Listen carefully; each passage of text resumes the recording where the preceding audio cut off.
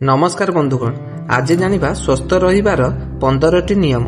जेतेबेले स्वास्थ्य कथा आसे यार कौनसी शीघ्र समाधान नाही। स्वास्थ्य एपरी एक गंतव्य स्थल नुहे जेउठारे आमे पहुंचिबा परे सब किछि ठीक होई जाय।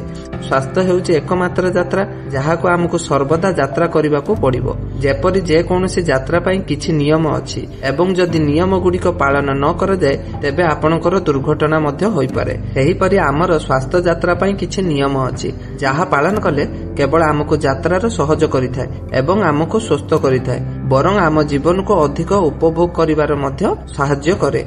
तेणु आजिर भिडियोटी मु आपनको एपरी 15टी नियम विषय कहिबी जहा पालन करी आपण सर्वदा सुस्थ रहि पारिबे।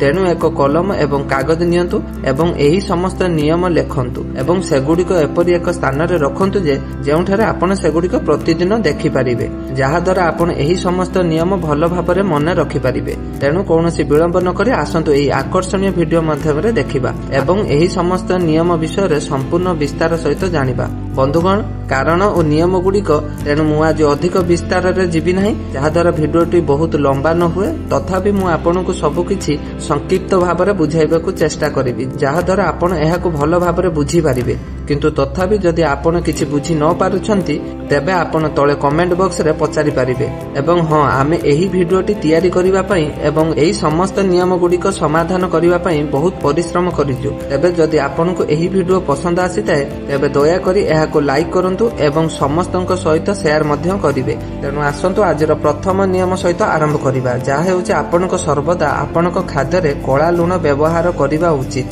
कला लूण जहाको गुलापी हिमालयन लूण मध्य कहा जाय। धला लूण परि शरीर रे जल प्रतिरोध एवं रक्तचाप वृद्धि करे नाही एवं तेणु एहाकू खाइबा द्वारा आपण स्वस्थ उपरे बहुत प्रतिकूल प्रभाव पड़े नाही। हमर द्वितीय नियम हेउछि राति रे भोजन परे अति कम रे 500 पाद चलिबा उचित।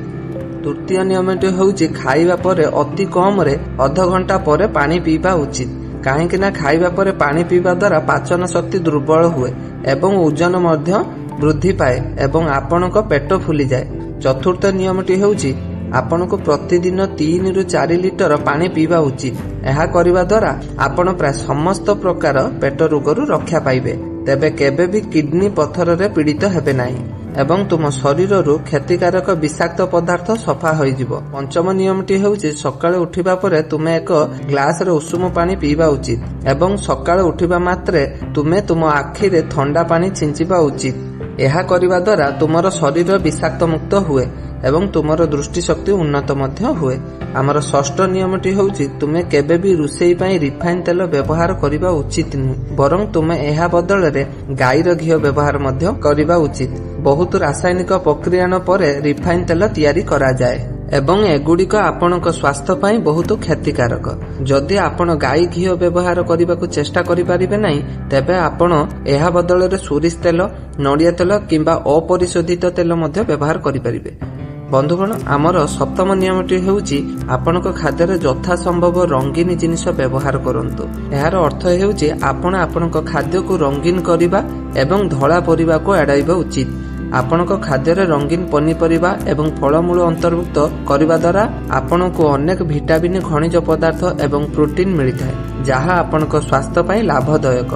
बंधुगण, आमर अष्टम नियमटी हेउछि एक विस्तार एवं ताहा हेउछि आपण आपणक खाद्य रे धला जिनिस आडाइबा उचित, जेमिति कि धला चीनी, धला लूण, धला भात एवं धला मैदा भली धला जिनिस।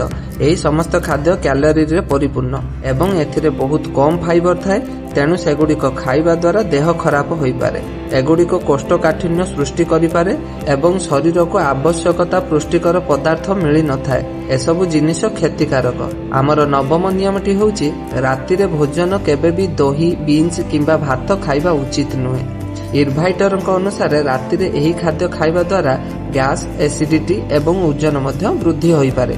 तेणु जदि आपण एही खाद्य खाइबाकू चाहुछंती तेबे आपणकू सबुबेले दिन बेला सेगुड़िक खाइबा उचित। आमर दशम नियमटी हेउछि सकाळे खाली पेटरे केबे भी चाहा किंबा कॉफी पीबा उचित नुहे। खाली पेटरे चाहा एवं कॉफी पीवा द्वारा पेटरे एसिड उत्पादन हुए, वृद्धि पाए एवं रक्तचाप ह्रास पाए।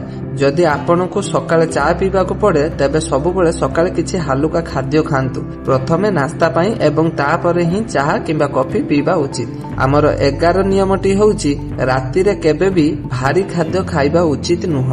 एपरि करिबा द्वारा ओजन बहुत शीघ्र बढ़ी थाए, आमर मेटाबॉलिज्म विचलित होई जाए एवं मधुमेह, कोलेस्ट्रोल एवं हृदघात रे आशंका मध्य बढ़ी जाए। आमर 12 नियमटी होउची आपनको प्रतिदिन सकाळे गुटिए सेउ खाइबाकू उचित। आपण एहाको खाइबा द्वारा सबुबेले सुस्थ रही पारिबे। आमर 13 नियमटी होउची आपनको प्रतिदिन 10,000 पाद चालिबाकू पड़िबो। एथिपाई एक लक्ष्य स्थिर करंतु। चालिबा स्वास्थ्य पई एक बहुत भलो एवं सहज व्यायाम। 14 नियमटी होउची आपनको मध्याह्न भोजन रे अध घंटा पूर्व एक बड़ पात्र रे सालेड खाइबा आवश्यक। सालेड खाइबा पई स्वास्थ्य पई बहुत लाभदायक। आपण एहाको राति समेत दिन रे जे कोनोसी समय रे खाइ परिबे, किंतु जदि आपण मध्याह्न भोजन रो अध घंटा पूर्व सालेड खांती तेबे आपनको एथिरु विशेष लाभ पाई परिबे। एहा जहा करे ता हेउची आपनको रक्तचाप को नियंत्रण रखे, चर्बी तैयारी करे नाही, शरीर रे शक्ति वृद्धि करे एवं आपण पाचन शक्ति को मध्य उन्नत करे। किंबा आजि पई हमर शेष नियमटी होचे आपण सर्वदा बसी धीरे धीरे पानी पीबा उचित। गोटिए निश्वास रे किंबा ठिया होई पानी पीबे नाही। पानी संबंधी आउ एक गुरुत्वपूर्ण कथा जहा विषय रे आपनको विशेष भाव रे सचेतन रहिबा उचित ताहा हेउची जे आपण केबे भी बरफ ठंडा पानी पीबा उचित नुहे। जदि आपण सबुबेले उषुम पानी व्यवहार करबाकू स्थिर करंती तेबे आपण केबे भी पेट संबंधी समस्या हेबो नाही। आपनको कोलेस्ट्रोल मध्य ह्रास पाइबो, आपनको शरीर मध्य विषमुक्त हेबो एवं मेदबहुलता मध्य ह्रास पाइबार आरंभ करिवो।